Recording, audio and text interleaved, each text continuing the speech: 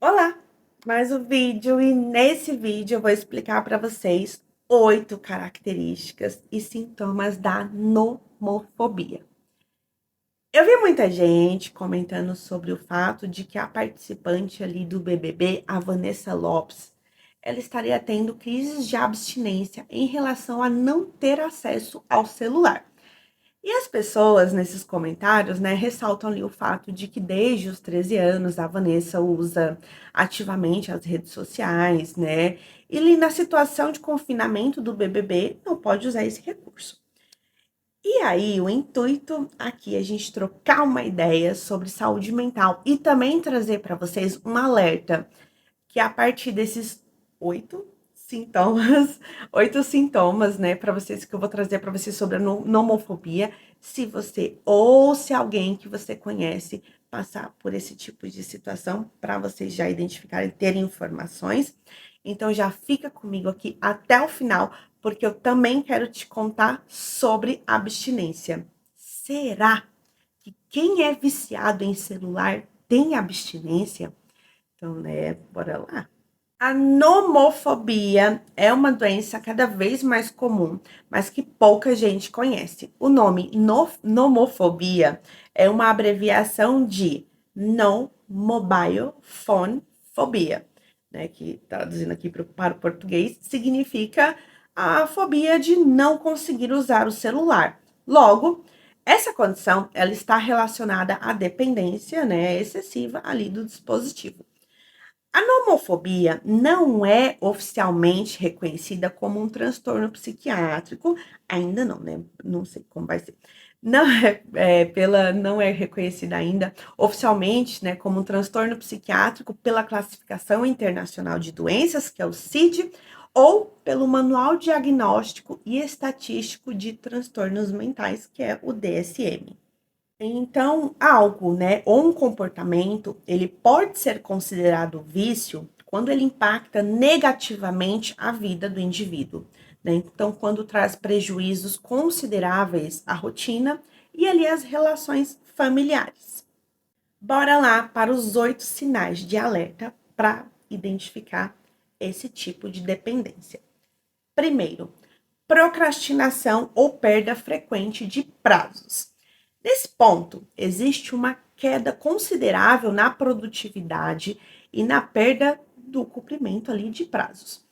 Ou, no caso da procrastinação, a pessoa ela pode deixar para a última hora, né, o que deve ser feito, passando a adquirir o hábito de entregar compromissos nos finais dos prazos.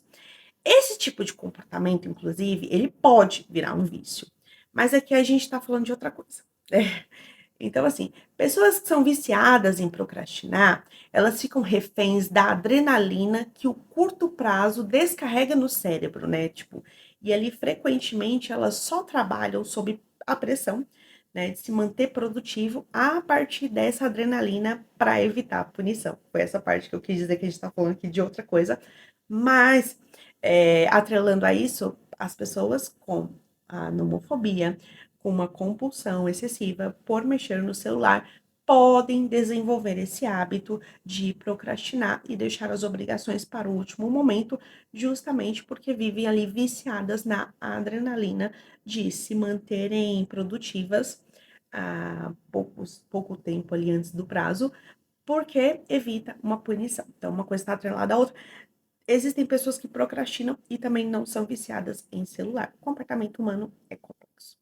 Mas voltando aqui, né, em relação ao vício em celular, mais especificamente, né, ele se dá, né, porque o que inicialmente para a pessoa pode ser uma simples checagem ali nas redes sociais, pode se estender por horas, né? E não só.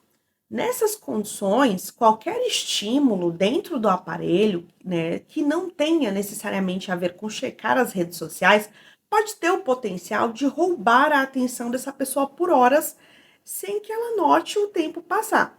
Então, tem pessoas, né, que controlam aí o uso de redes sociais, quando instalam em alguns aplicativos que monitoram o tempo ali nas redes, né? Daí elas estabelecem um tempo de uso e quando o aplicativo ali de monitoramento ele sinaliza, né, o tempo que essa pessoa definiu lá como ideal, né? E enfim, quando o aplicativo sinaliza, a pessoa para e sai.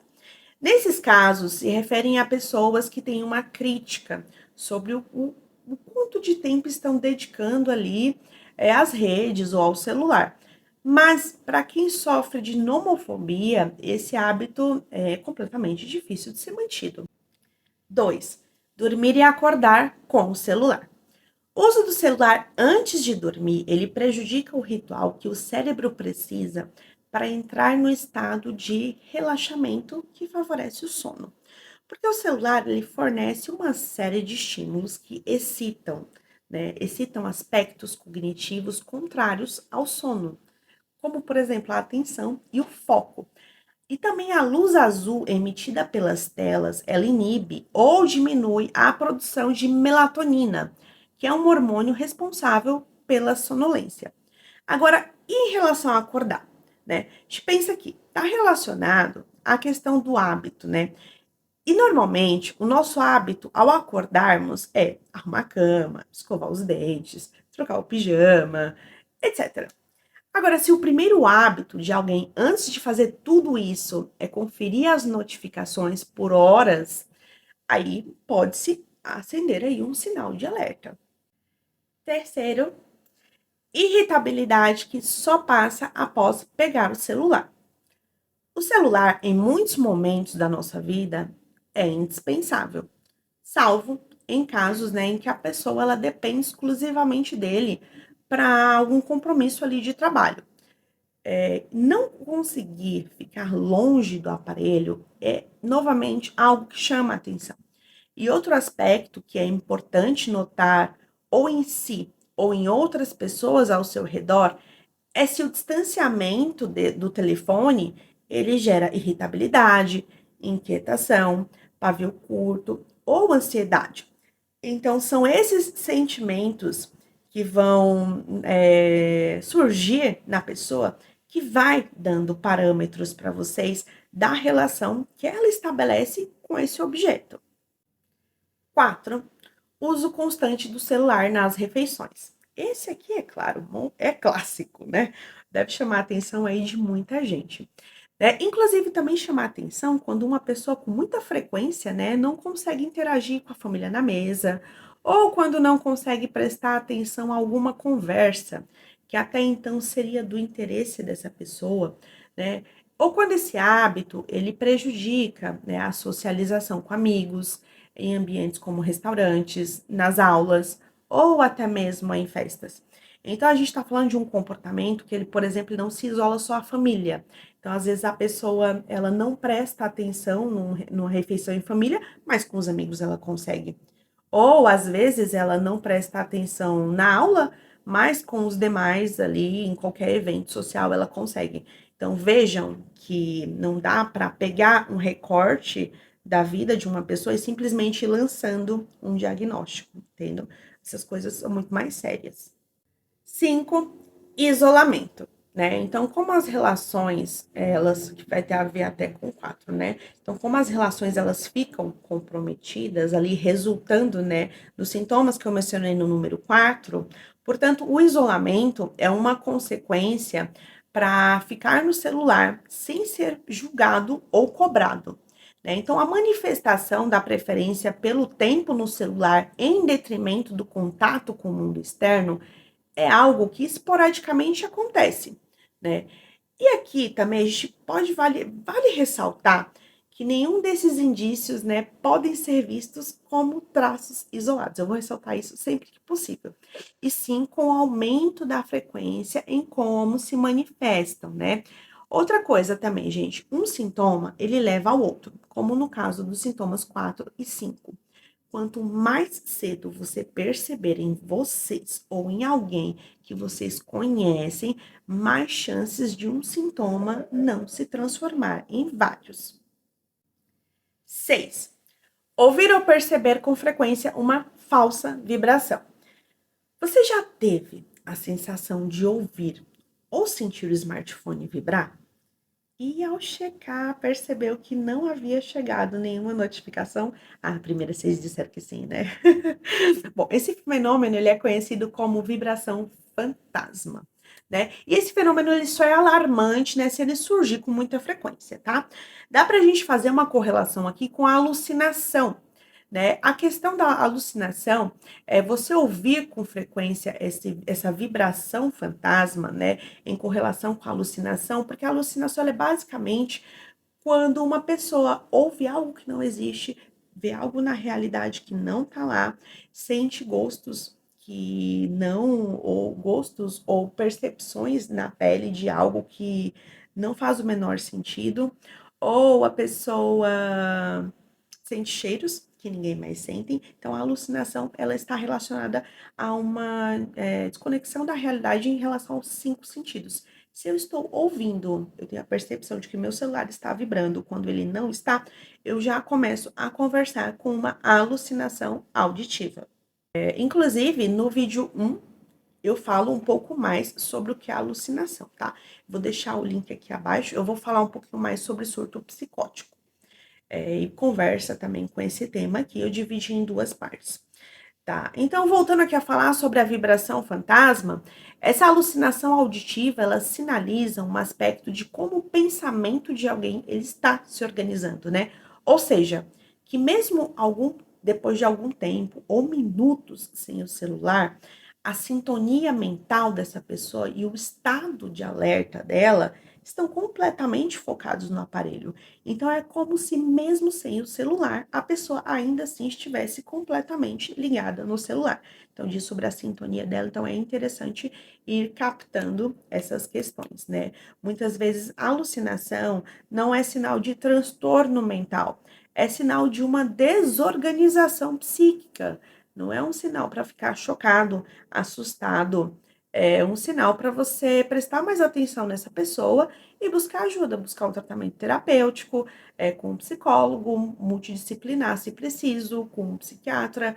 Gente, assim, existe hoje a psicologia hoje é muito difundida, existe uma gama de opções de tratamento para que as pessoas tenham uma condição de vida bem melhor. 7. Responder instantaneamente qualquer notificação ou verificar o celular toda hora. O que conversa com o sintoma 6, né? Então, os hábitos ali de checar o celular a todo momento ou responder instantaneamente a toda e qualquer notificação, se acontecem em situações sociais com amigos, familiares, durante aulas ou em eventos no trabalho, né? É outro ponto ali a ser visto com atenção, né? O que conversa com os outros ali dois pontos que eu também trouxe, que é no uso nas refeições, e também conversa com o ponto no isolamento, né? Então, vale ressaltar que o isolamento ele acontece mesmo ao redor de pessoas, né? Então, pensar em alguém que se isola somente no quarto ou quando essa pessoa está só é um reducionismo dessa característica psíquica que afeta todos os âmbitos da vida social de alguém. Então, mesmo que alguém esteja focado em algo totalmente desconexo do que está ao redor, totalmente alheio, essa pessoa também está se isolando, ela também está fechada. A questão é com que frequência. Tudo é com que frequência. Novamente, não dá para pegar um comportamento isolado e rotular, gente. É a frequência, é um hábito que leva um hábito que leva a uma ideia, mas tem outro que também remete a essa mesma ideia, chama de demanda, né? Se um hábito remete a uma demanda, mas tem mais características que também remetem, que conversam com essa demanda, então é um conjunto, não é um aspecto isolado que você pega e rotula a pessoa e sai fofocando, sai rotulando para difamar, para denegrir. Gente, para qualquer essas questões mais tóxicas, vamos procurar se informar melhor. E esse vídeo e o outro que eu fiz está aqui justamente para isso. 8. Desatenção no trânsito. No Brasil, segundo dados da Associação Brasileira de Medicina de Tráfego, mostram, né, que o uso de celular é a terceira maior causa de acidentes no trânsito. Então, colocar a própria vida em risco colocar a vida de outras pessoas em risco, receber mais multas que o necessário, prejudicam assim a vida da pessoa como um todo, né? Isso também sem mencionar ali todo o estresse, né, ao se colocar na situação de ter que passar por todo um processo novamente ali de renovação e da habilitação. Mas vocês veem que essa estatística é chocante, né? E a gente não está falando somente de pessoas, essa estatística é porque tem muita gente que é viciada em celular. Não necessariamente. Tem muita gente que às vezes é viciada, tá trabalhando, ou tá fazendo alguma coisa em cima da hora, ou perdeu um compromisso. Gente, assim, são inúmeras as opções para uma pessoa estar mexendo no celular no trânsito. Agora, se vocês veem se esse vício é uma coisa que chama a atenção, que simplesmente a pessoa ela entra num quadro totalmente irresponsável, a gente não quer dizer que temporariamente outras pessoas também não passem por isso. Embora elas consigam ficar sem o celular e não as outras características não sejam atribuídas a elas, mas muitas vezes a responsabilidade está sendo. E o celular, ele. Gente, assim, é um tema bem amplo. Eu não vou me estender muito, mas se vocês quiserem, eu trago uma pesquisa, um assunto, uma resenha psicológica sobre essa pesquisa, que é bem alarmante. Outra coisa interessante que o psicólogo espanhol, o Mark Mezip, ele disse que, abre aspas, o celular é a heroína do século XXI, fecha aspas. O uso do celular, para algumas pessoas, ele ativa o sistema de recompensa, que é um mecanismo do cérebro que ele relaciona um determinado tipo de comportamento a uma descarga de hormônios responsáveis pela sensação de prazer. Portanto, o uso contínuo do celular, ele pode causar dependência, né, que é um processo similar, assim como as drogas agem no sistema de recompensa do cérebro. Então, estou tentando explicar para vocês, né, como que é a neurofisiologia do sistema de recompensa que causa aí, né, essa questão do vício em celular, que ele é muito similar a qualquer outro tipo de vício. Portanto, sim, a nomofobia pode causar abstinência. E eu vou falar um pouco disso agora mesmo, né? Também já aproveito para ressaltar que esses sintomas podem ou não se apresentar na pessoa que tem algum tipo de vício. Na maioria das vezes, os sintomas de abstinência sentidos pela pessoa não são todos juntos. Cada um e cada personalidade tem diferentes graus de apresentação e graus desse sintoma, tá? Então, esses sintomas que eu vou relatar, eles são tanto generalistas, né? Pode ser que alguém apresente um deles, por exemplo, ou dois, ou três. Enfim, gente, a personalidade humana é complexa. No âmbito psíquico, né, pode ter psicose, transtorno do pânico, ansiedade generalizada, agressividade, depressão ou ideação suicida. Reações físicas incluem tremores, dores de cabeça, taquicardia, sudorese, insônia, falta de energia, falta de apetite ou excesso de apetite, ou até mesmo apatia. Tá? Então, é isso. Esses foram. Ai, gente, fiz esse vídeo aqui para responder os muitos comentários que eu estava ouvindo sobre essa questão de, gente, essa menina tá com abstinência do uso do celular. Gente, pode ser, pode não ser, mas eu também, honestamente, não conhecia muito. Aproveitei para pesquisar, trazer essa informação para vocês. Quaisquer dúvidas, comentários, vão acrescentar qualquer crítica, comentem aqui embaixo. E o vídeo 1, né, que eu falo sobre surto psicótico, também relacionado, né, algumas questões que eu vi ali em comportamentos da Vanessa, eu vou deixar o link logo aqui abaixo.